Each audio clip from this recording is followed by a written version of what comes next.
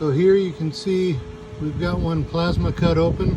You can kind of see the line that I have marked around. Like I said, 1/4 inch. You can even go 3/8. It's not very critical because all we're trying to do is make room for this thing to get set on that bolt hole in line with our 2 marks.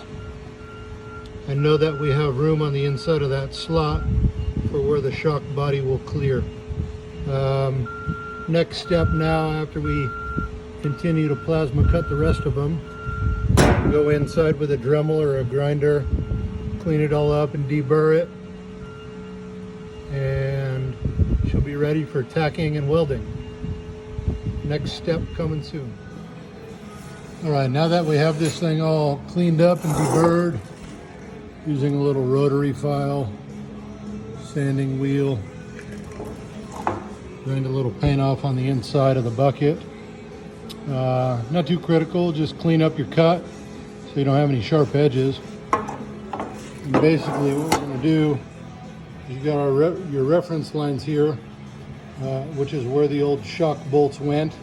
We use that as a guide for when we locate this shock housing. I typically will eyeball a bolt through that, butting that flat side up against the little hump in the A-arm.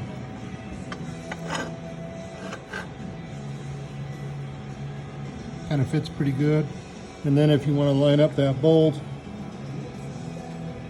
to that line on both sides before, once you get it all lined up, then you can tack that plate assembly in the four spots, and then go back and tack in the middle before you start welding, and everything should be good from there. I'll show you a final product in a minute. So here's a welded part. Once it's tacked in 4 spots and tack in between each of those other tacks, so you have a total of 6 tacks. I start from this edge, I hit that straight,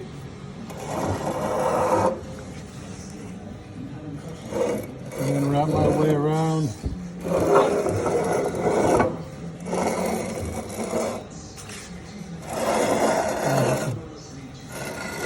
Coming to an end.